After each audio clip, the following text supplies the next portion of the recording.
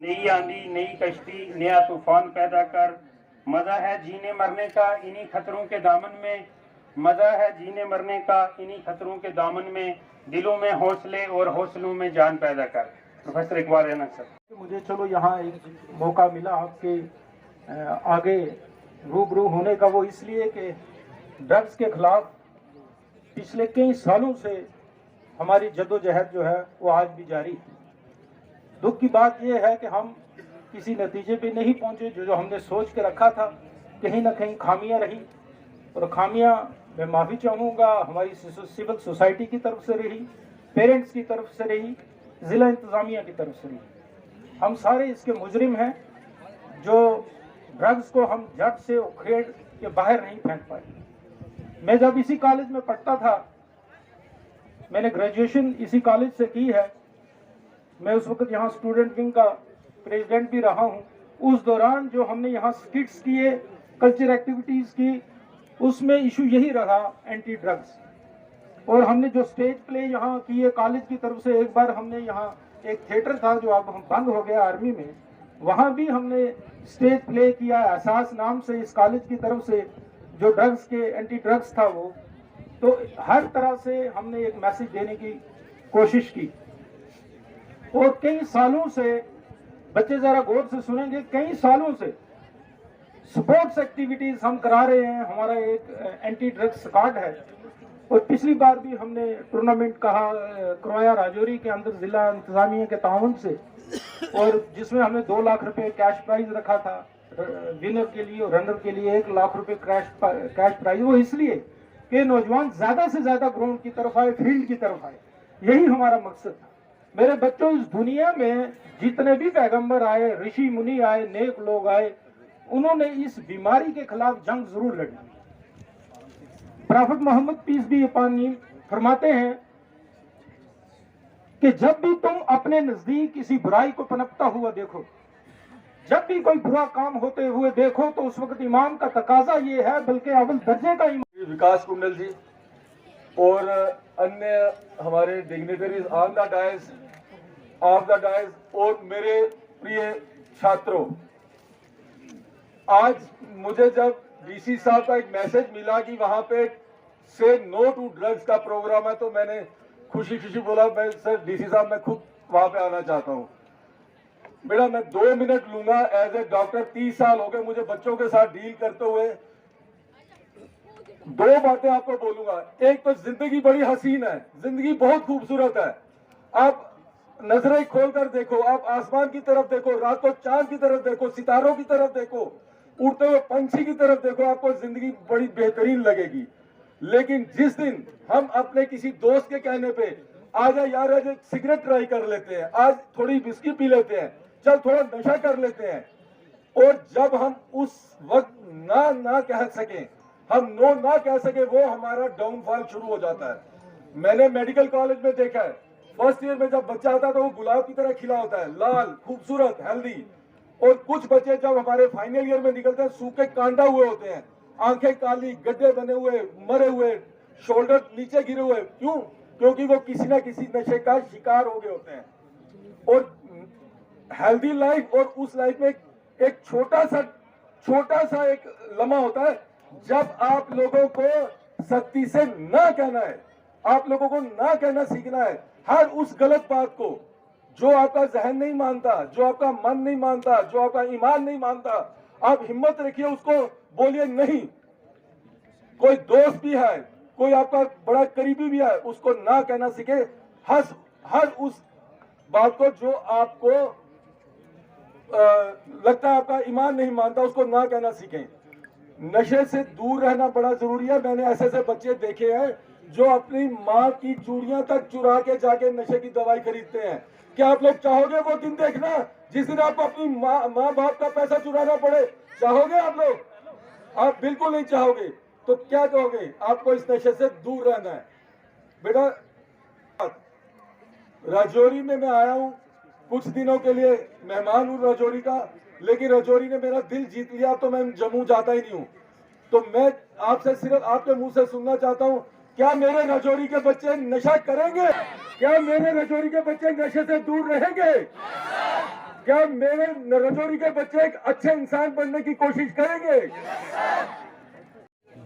मैं ज़्यादा टाइम नहीं लूँगा, मुझे लग रहा है बच्चे ज़्यादा तंग हैं, तो मैं इतना ही बोलूँगा। जितने लोग मेरे से पहले बोल चुके हैं उन्होंने काफ़ी सारे पॉइंट ऑलरेडी कवर किए हैं, तो मैं ज़्यादा बोलूँगा नहीं। मैं इतनी रिक्वेस्ट करूँगा सिविल सोसाइटी से, PRI से, DDC, BDC और जितने भी हमारे सरकारी अफसरान हैं। यहाँ बोला गया कि पुलिस पकड़ती है, छोड़ देती है। हमारा काम पकड़ना है, छोड़ना काम कोर्ट का है। हम नहीं छोड़ सकते किसी को प्लीज़। तो उतनी ही सजा मिलेगी जितनी कानून ने डिसाइड की है, वो चाहे वो 6 दिन हो, 7 दिन हो, deadly decided by the court. हम नहीं कर पाएंगे। हम उसको पकड़ सकते हैं, बंद कर सकते हैं। इसके अलावा हम ही DC साहब के साथ मिलकर एक नया मुहिम चलाया। जो जो ड्रग्स में इन्वॉल्व हैं लोग, 2 या 3 FIR लगे हैं, जो आप बोल रहे हैं छूट गए हैं, हम कोशिश कर रहे हैं कि उनको PSA के तहत बंद किया जाए कम से कम 6 महीने। उसके बाद हम उसको एक्सटेंड भी कराएं। नंबर 1। नंबर 2, मेरी रिक्वेस्ट है कि हम इस पे तो जोर दे रहे हैं कि ड्रग्स ना लें, तो मेरी रिक्वेस्ट ये है कि आप ड्रग ना लें, बट अगर कोई दे रहा है तो उसका नाम हमें बताएं। ठीक है जी, हम लोग भी सोसाइटी का पार्ट है, आप लोग भी सोसाइटी हैं। तो ड्रग्स जो बेचने वाला है वो कोई सोसाइटी से ही आता है, वो कोई आसमान से नहीं आया। वो भी आप ही का दोस्त भाई कोई ना कोई होगा, वो किसी का रिश्तेदार होगा। ठीक है ना? तो काइंडली मेरी रिक्वेस्ट है आपसे कि अगर कोई ऐसा आदमी है तो हमारी नॉलेज में लाएं। अगर उसके बाद हमारी पुलिस कार्रवाई नहीं करती तो हम जिम्मेवार हैं। तो सब लोगों ने अच्छा भाषण दिया, शुक्रिया। मैं ज़्यादा टाइम नहीं लूँगा, धूप बहुत ज़्यादा है। शुक्रिया, थैंक यू। कुछ नारकोटिक एनाल्जेसिक्स होते हैं, कुछ इनहेलेंट और कैनबिस होते हैं।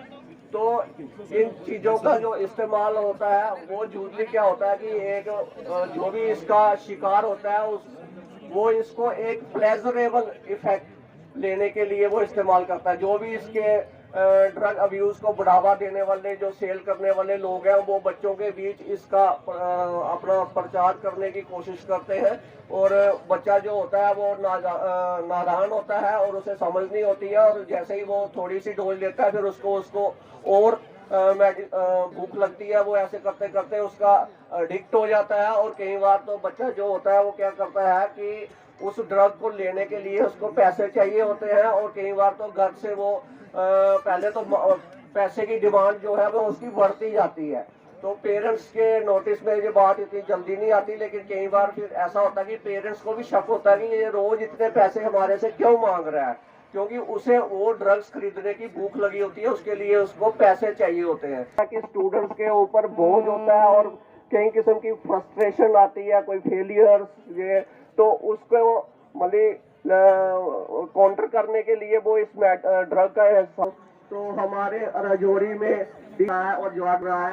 तो पहली बात यह है कि अगर कोई बच्चा इस ड्रग एडिक्ट का प्रोग्राम को बाकायदा शुरू करने से पहले हम नेशनल एंथम के लिए मैं रिक्वेस्ट करूंगा कि सारे लोग प्लीज खड़े हो जाएं राष्ट्रगान के लिए। मेडिकल सुपरिटेंडेंट साहब, एडिशनल DC साहब और भी जितने भी यहाँ पर प्रोफेसर साहिबान, मेरी बहनें बैठी हैं, मेरे भाई बैठे हैं, मेरे बच्चे बैठे हैं, सबको दर्जा बदर्जा अस्सलाम वालेकुम आदाब। बड़ा अच्छा लगा जब ये प्रिंसिपल साहिबान और तमाम यहाँ पे डिस्ट्रिक्ट ऑफिसर साहिबान और हमारे सोशल पॉलिटिकल और कम्युनिटी लीडर्स, हमारे PRI members, honourable councillors, BDC के चेयरमैन, DDC के मेंबर्स, हमारे सिविल सोसाइटी के प्रोमिनेंट सिटीजन्स और अबव ऑल हमारे यहाँ पे जो आज इस धूप में बच्चे यहाँ पे शिरकत किया है। मैं मुख्तसर आपको बताता चलूँ कि डिप्टी कमिश्नर साहब ने जब से मैंने ज्वाइन किया है यहाँ पे 2 मीटिंग्स हो चुकी है, और जो लास्ट मीटिंग हुई है उसको डिप्टी कमिश्नर साहब ने ये हदायत दी है, चूंकि ये नासूर जो है, ये जो डेमन है, ये एक अलार्मिंग प्रोपोर्शन अख्तियार कर चुका है, और इसको हम अभी कॉन्फ्रेंसेस हॉल्स में और मीटिंग रूम्स में शिविर न रखें। तो डिस्ट्रिक्ट मजिस्ट्रेट का ये आदेश है कि इसको बाहर निकल के इस मतलब हंगामी प्रोपोर्शन से एक जंगी अंदाज से इस नासूर के साथ लड़ना है। और उसी कड़ी में जो आज का प्रोग्राम ये मुनक्कद किया गया है बहुत शॉर्ट नोटिस में, क्योंकि अगले 3-4 दिन में यहाँ पे कुछ बारिश का इम्कान था, इसलिए डी साहब ने कल ही कहा कि भाई हमने ये जो शुरुआत है, आगाज है, जो आज से करना है।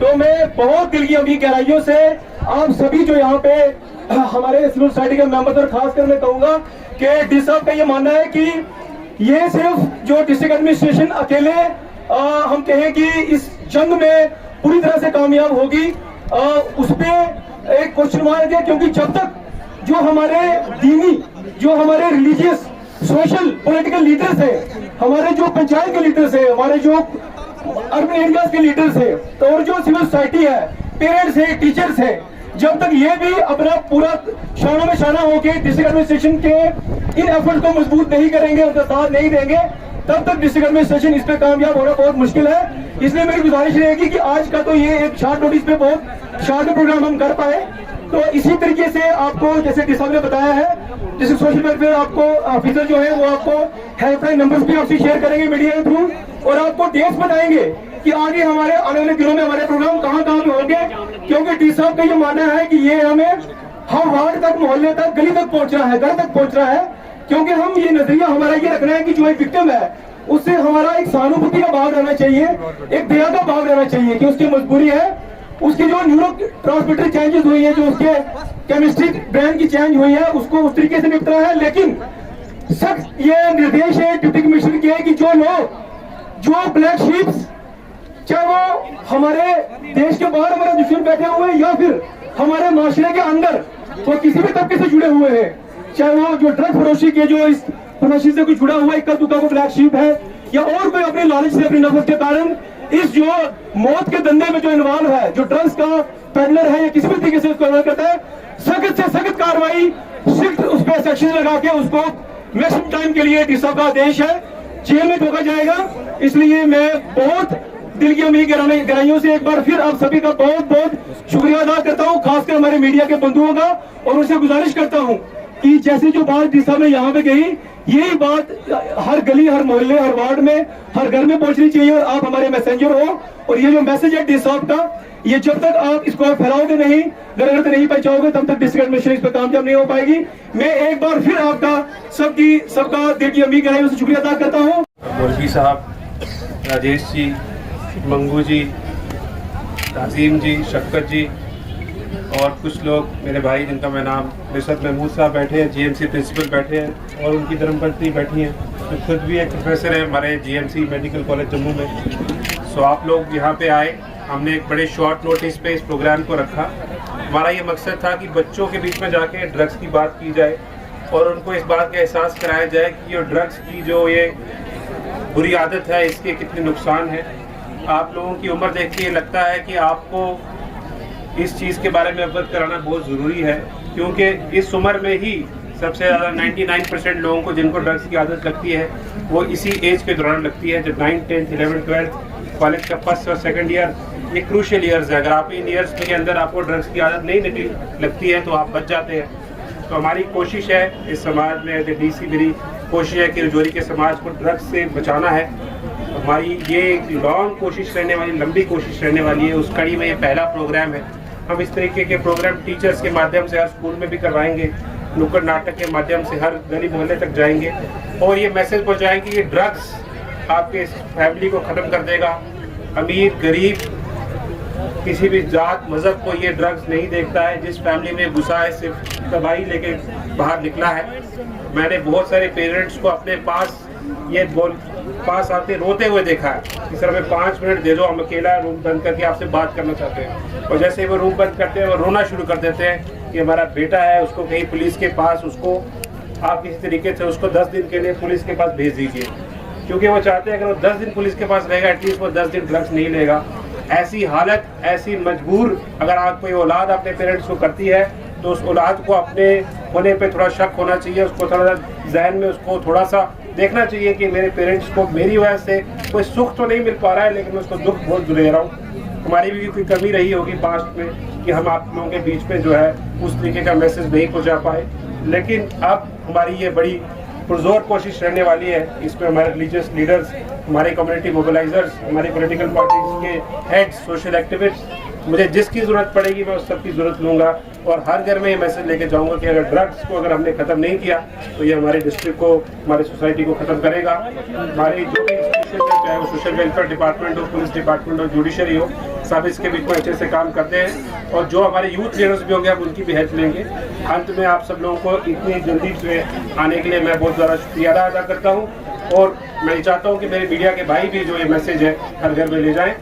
बाकी डिटेल जो हम इसके प्रोग्राम्स की जो डिटेल है वो आपको सोशल वेलफेयर ऑफिसर बता देंगे। जय हिंद, जय भारत। हम अपने घर, अपने दोस्तों, अपनी कौम और अपने प्यारे हिंदुस्तान को नशा से दूर रखेंगे और नशा मुक्त बनाएंगे।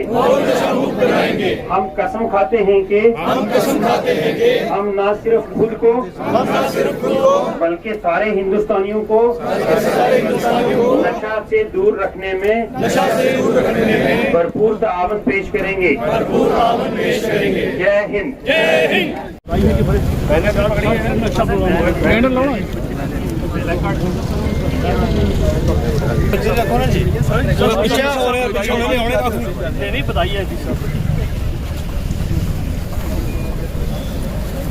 एक एसपी साहब को दीजिए। एक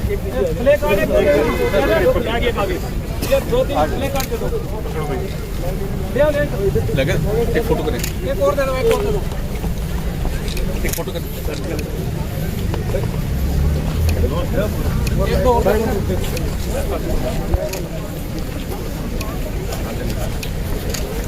चलो आप बच्चों को अभी पास से देते हैं, ठीक है, साइड हो जाते हैं, अब बच्चे करेंगे।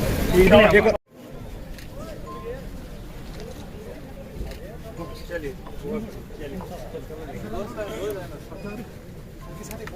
जो हमारी ड्रग्स के खिलाफ हमने जो एक यंग छेड़ी है हमारी डिस्ट्रिक्ट में पास किया है और हमने जो वेन्यू चुना है वो है गवर्नमेंट और जो पीजी कॉलेज जोरी में। इसमें लगभग 3000 बच्चे जवान हैं। उनके बीच में आज हमारे सोसाइटी के जो मेन हमारे सोसाइटी के लीडर्स हैं, जो हमारे सोशल वर्कर्स हैं, हमारे पॉलिटिकल लीडर्स हैं, हमारे जो रिलीजियस लीडर्स हैं, उन सबको बुलाया ताकि वो लोगों के बीच में मैसेज दे पाएँ कि किस तरीके से जो ड्रग्स है वो हमारी सोसाइटी में फैल रहा है, हमें क्या कदम लेने चाहिए इसको फैलने को उसको रोकने के लिए। हमने लोगों को कुछ बातें बताई हैं, बच्चों को कुछ बातें बताई हैं। हम इस तरीके के प्रोग्राम और भी करेंगे ताकि जो डिस्ट्रिक्ट में ड्रग्स के केसेस थोड़े से बढ़ रहे हैं उसको हम कंट्रोल में ला पाएँ। हमारे एसएसपी साहब अच्छा काम कर रहे हैं, काफ़ी ड्रग पेंडर्स को उन्होंने पकड़ा है। हमारे सोशल वेलफेयर के जो ऑफिसर है वकील भट्ट साहब बहुत अच्छा काम कर रहे हैं। हमारे ड्रग का रिहेबिलिटेशन सेंटर है वो डिस्ट्रिक्ट में चल रहा है। ड्रग डी एडिक्शन सेंटर है जो ऑनरेबल होम मिनिस्टर ने वर्चुअल मोड पे जिसको शुरुआत की थी वो डिस्ट्रिक्ट हॉस्पिटल में चल रहा है। उसकी देखरेख हमारे एमएस जो है वो देख रहे हैं। इसी तरीके से हमारे एडीसी साहब जो इसके नोडल ऑफिसर डीडीआरसी को पूरा चेक कर रहे हैं, उन्होंने इस प्रोग्राम को अच्छे से चलाया है। हमारी ये कोशिश है कि जो चाहे बीडी से लेकर बामला तक, तिरियाट से लेकर जो हमारा जो बुद्धल का एरिया है, हर जगह हम ये मैसेज ले पाएँ कि किसी न किसी तरीके से हमने इस ड्रग के मैनेज को रोकना है। तो बाकी जो हमारे बच्चे हैं उनका फ्यूचर सर रजौरी के लिए क्या मैसेज रहेगा परिवार को? हमारे बच्चों को यही पेरेंट्स को यही मैसेज है कि उनके सामने कोई भी बच्चा किसी तरीके के इस ड्रग मैनेज से सफ़र कर रहा है तो उसको हमारे पास वो लेके आ सकते हैं। हम डी एडिक्शन सेंटर में उसका इलाज करेंगे। हम उसको मुस्लिम नहीं मानेंगे, हम उसको एक ऐसा इंसान मानेंगे जिसको हेल्प की जरूरत है।